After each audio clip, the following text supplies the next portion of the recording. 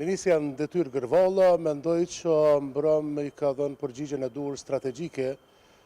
lojës së vazhdueshme të Serbisë që ta shfrytëzojë OKB-n si një platformë për t'i amplifikuar të pavërtetat e saj në raport me Kosovën dhe për të maskuar qëllimet hegemoniste ndaj Kosovës. Pra, duke I ftuar anëtarët e Këshillit të Sigurimit për vizitën në Kosovë, që të njihen me realitetin këtu, Donika Gërvalla I ka dhënë përgjigjen e duhur strategjike për të vërtetën e Kosovës, e cila vazhdimisht ka tentuar që të deformohet nga Serbia, jo vetëm në OKB, po në çfarëdo forumi tjetër ndërkombëtar, dhe në qoftë se I referohemi Këshillit të Sigurimit, mendoj që kemi të bëjmë me një imazh gjithnjë më tepër grotesk të forumit më të rëndësishëm ndërkombëtar I cili do duhet të adresonte realisht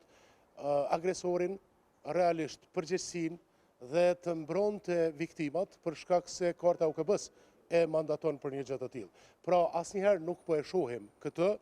dhe në vazhdimsi po shohim një spektakël të recitimeve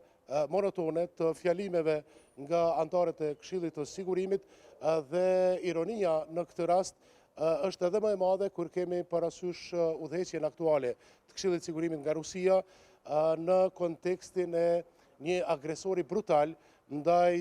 Ukrainës dhe një kërcënuesi më të madh të paqes dhe sigurisë në kontinentin e Evropës si aleati më I rëndësishëm për Serbinë, gjithmonë brenda kontekstit të kërcënimeve që ata paraqesin nëpërmjet Serbisë edhe për rajonin e Ballkanit Perëndimor në përgjithësi dhe Kosovën në veçanti. Unë besoj që këto thirrje kanë qenë permanente, mirë po kanë ngel në nivel të thirrjeve dhe asgjë më shumë. Dhe kjo është ajo që unë e quaj cinizmi që po manifeston dështimin e Organizatës së Kombeve të Bashkuara sot. Për shkak se Serbisi lejohet në vazhdimsi që të përdor retorik mashtruese nëpërmjet dezinformimit dhe gënjeshtrave të paskrupullta lidhur me Kosovën dhe në anën tjetër asnjëherë nuk I kërkohet përgjegjësi për Radojqiqin dhe për të gjitha veprimet e tjera kriminale kundër rendit kushtetues të Kosovës, aq më tepër kur kemi të bëjmë me një thirrje të vazhdueshme të komunitetit ndërkombëtar që Serbia të ndjek terroristët e Banjskës në krye me Radojqiqin. Pra, kjo është farsa që e karakterizon sot Këshillin e Sigurimit të OKB-s dhe ky është cinizmi që më bën të